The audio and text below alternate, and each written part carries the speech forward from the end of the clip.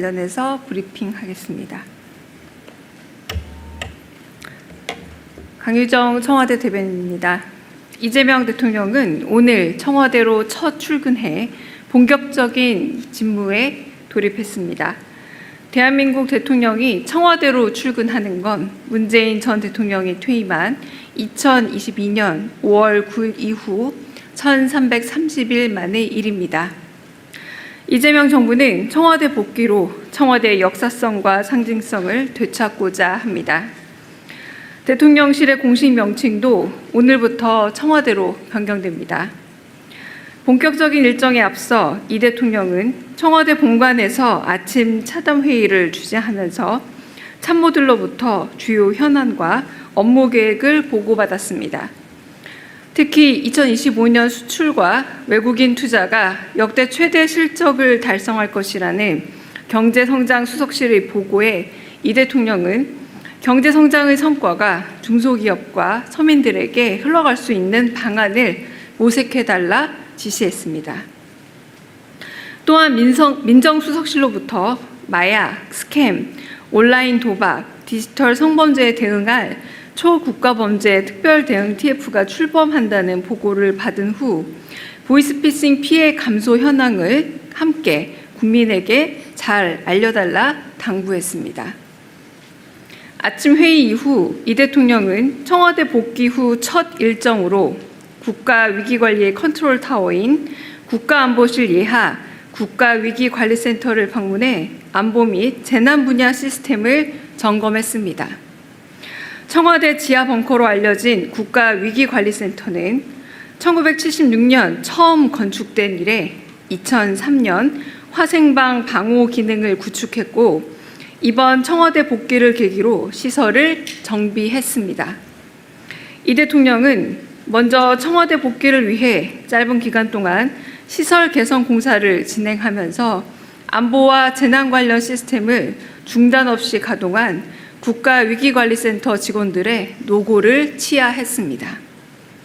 이어 국가위기 상황 점검이 매우 중요하다면서 여러분의 손에 우리 국민의 안전과 생명이 달린 만큼 365일 24시간 철저히 근무해달라 당부했습니다.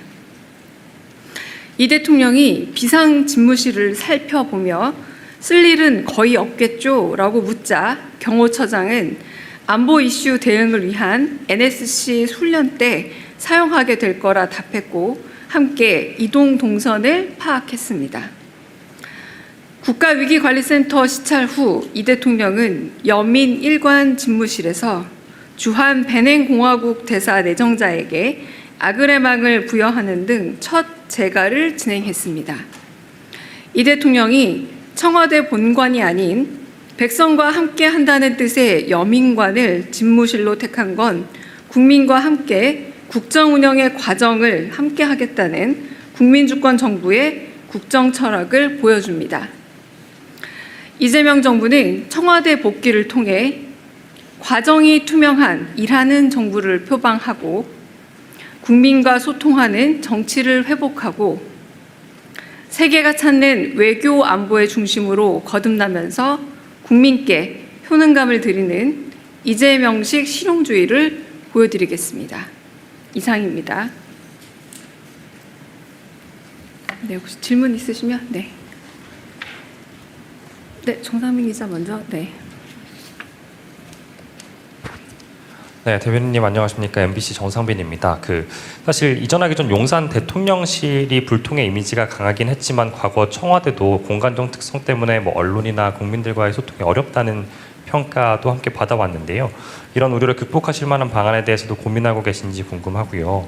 또 오늘 첫 출근에 맞춰서 대통령께서 이른바 통합 넥타이를 매셨는데 강조하시려고 한 메시지가 있는지 해석도 부탁드리고, 마지막으로 여당 김병기 원내대표에 대한 보도가 이어지다 보니까 질문을 안 드릴 수가 없는데, 이 제기되고 있는 의혹에 대해서 대통령실에서는 좀 어느 정도 엄중하게 인식하고 계신지, 또 현재로서는 물론 선출직이긴 하지만 업무를 계속 수행해 나가는 데는 문제가 없다고 판단하고 계신지도 함께 여쭤보고자 합니다. 네, 지금 소개 말씀드린 것처럼 여민관의 집무실이 있었던 것은 이전 대통령도 마찬가지긴 했었습니다. 문재인 대통령도 하지만 사무실장을 같은 건물에서 같이 참모진들과 이른 소통을 하면서 조금 더 속도감 있는 결정과 의론 체계, 토론 체계를 만들었다고 할 수 있겠고요. 그리고 저희가 아침마다 하게 되는 일일 상황 점검 회의 같은 경우도 바로 이 집무실이 있는 여민관에서 진행을 하게 됩니다. 그러니까 일상적인 회의 체계부터 사무실장 중심의 그런 집중적인 회의 체계까지 주로 회의로 이루어지는 의견 소통 과정을 통해서 소통하는, 참모와 소통하고 그리고 좀 더 격렬한 토론과 또 원활한 어떤 의사 결정 구조를 가지고 있는 좀 그런 구조 자체를 여민관을 통해서 보여주고자 했던 의지라고 보여주면 되겠습니다. 두 번째는 보신 대로 색깔이 세 가지가 섞여 있는 메시지가 담겨 있습니다. 소통과 그리고 통합의 메시지라고 할 수 있겠고요. 하얀색이 보통 처음에 국민임명식 날 매셨던 것처럼 새로운 출발 같은 걸 의미하신다면 새로운 출발 이상의 소통과 통합이 더 중요하다고 생각하시는 그런 의지를 보셨다고 하시면 되겠습니다. 김병희 원내대표의 문제 같은 경우는 당연히 엄중히 인식은 하고 있습니다만 원내에서 의원들이 직접 선출한 원내대표인 만큼 그 부분에 대해서 대통령실이 쉽게 의사표명하는 것은 조금 좀 더 거리를 둬야 되지 않을까 싶고 아직은 저희 대통령실에서 의사표명을 따로 할 기회는 없지 않을까 싶습니다. 네. 다른 또 질문 있으실까요?